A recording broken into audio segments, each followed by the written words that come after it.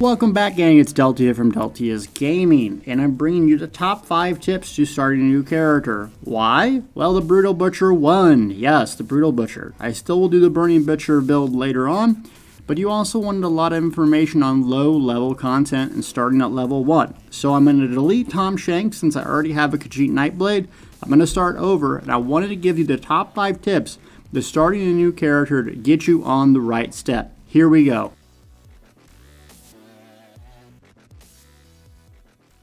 So we're here in Ebonheart Packland at one of the worst Mundus stones, and that's the Lady, increasing armor. The problem with people that I see leveling is they don't pick the right Mundus stone early, and they go through the entire game's leveling process with the wrong one. So what is the right one, and how do you get it? Glad you asked. Well, you can do one of two things. Even at level 3, you can literally just walk all the way to your zones and find them. You know, Google ESO Mundus stones. I don't have a guide on it. Or you can get a friend to transit there for you. So if you're in a trading guild, you can sort by faction and then just travel to player. They don't even have to know it. So you hit here, travel to player, you get in the right zone that you want, and then you can pick the proper Mundus stone. Also, if you're a brand new player and don't have access to any guilds, another thing you can do is go to Cyrodiil. Cyrodiil gives you access to all the Mundus stones. Though it might take a long time to walk there, you can still get the correct one. So, the Serpent Mundus Stone is what I recommend for people that want to use weapons as their main source of damage. Bows, axes, swords. Increases stamina regeneration. Stamina regeneration is very key for low-level players. Low champion points, resource management, and this will help you out. Also, the Atronach down here south is the one for magic users that want to use spells and destruction staffs and that sorts of things. Getting this early on, either at level 10 or having a buddy port right away, will give you a big advantage during leveling process. So once you start your character, you're going to get a prompt. Do the tutorial or not.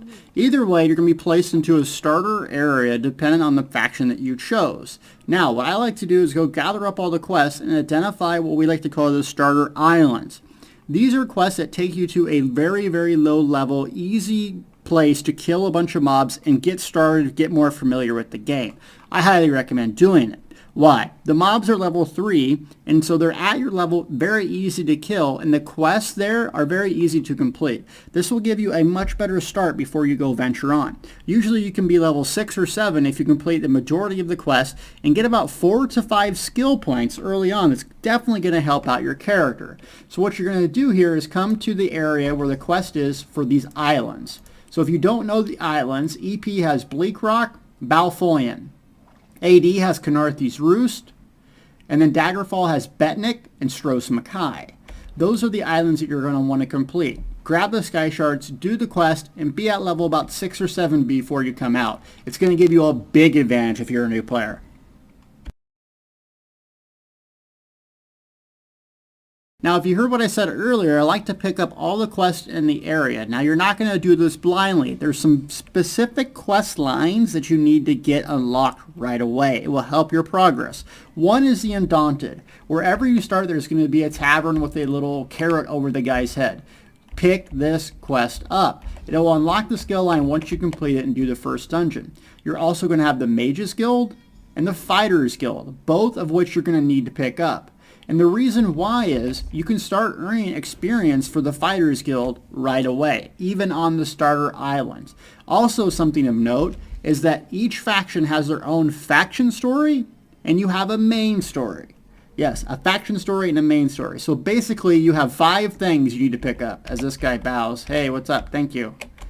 So, pick up all of these quests. It doesn't hurt to pick them all up. Your Harborage quest will be somewhere around here, which you're going to get a prompt, but your main story quest will unlock quests throughout this area, and it will give you skill points. So if you like doing the quest, get those. It goes a long way to getting your skills unlocked.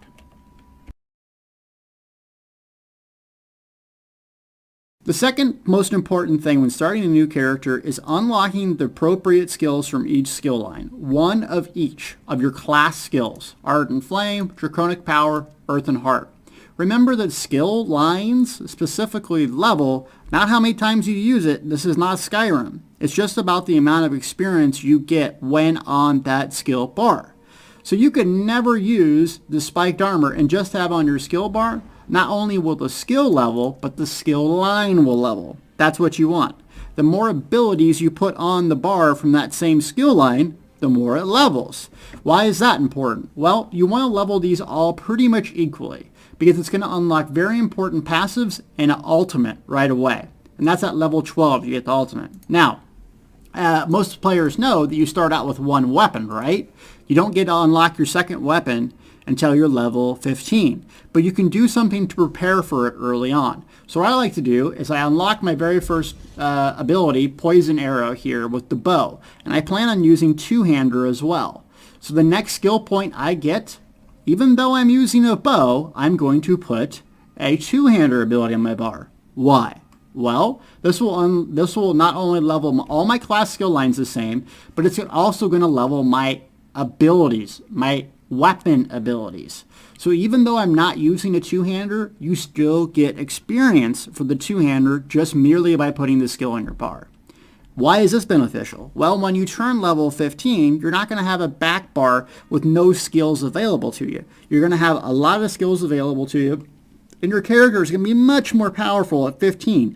Skills matter early on, not levels. And if you build your character like this, it will help you out. Remember, class skills, 3 slots, 1 and 1. One of your primary weapon, one of your back weapon on the 5 keys, and then an ultimate when you get it.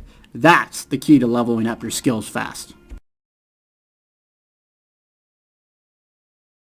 I think the most important thing to getting a good start on this game, whether it's level 1, level 10, or 15, is understanding the importance of armor and how to get access to important armor at early levels.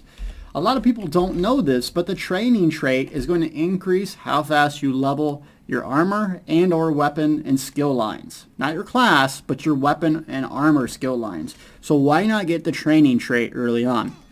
Well, Delta, I just started this game. How do I do that? The easiest way is to come here to the Fighters Guild. Every Fighters Guild is going to have an armsman, and every major town is going to have an armorer. These guys here will have every single weapon. It's somewhat expensive for brand new players, but they're going to have it with training traits. Early as level 3 for some, and always level 5.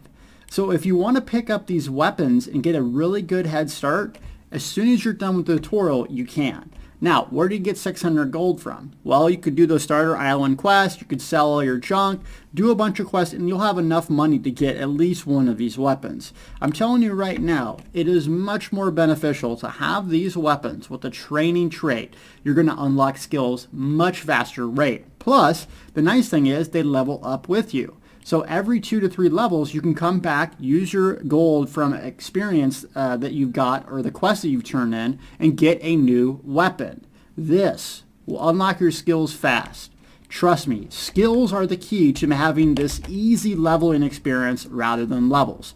Because levels only unlock access to gear. Skills unlock access to passives, active abilities, things that increase your character's performance, like momentum. Early on, this is a game changer, but it takes unlock 38. It takes forever to get this. But if you start off early, grab these, it's going to be a big difference. Now, armor specifically, what I do. I use 5 pieces of whatever gear I plan on using as my main source of damage. If I'm a caster, I'm going to use 5 light. If I'm a tank, 5 heavy. If I'm a stamina DPS, I'm going to use weapons. I'm going to use 5 medium. And you still have 2 slots out of 7. So what do? Something very important is 1 light and 1 of the alternate. So I'm going to do 1 light, 1 heavy on this guy. 5 medium. Why? Because then I can unlock all my skill lines will level up. Once you hit level 22 in that skill line, guess what? Then you can get the skill. You don't have to wear any of the armor, and you can just put the skill on your bar and it will level up your armor for you. Yes. So when you get to end game, you could possibly have all of these leveled up to 50. That way, if you do want to change your character's build, you want to change your character style, no more starting from scratch. Plus, all your class skill lines will be leveled up, giving you access to the important passives. Skills, gear, Mundus stone, this all adds up to make a much more easy leveling experience. Because guess what, baby? The Butcher, He's on EP. You ready to level him? Let's do it!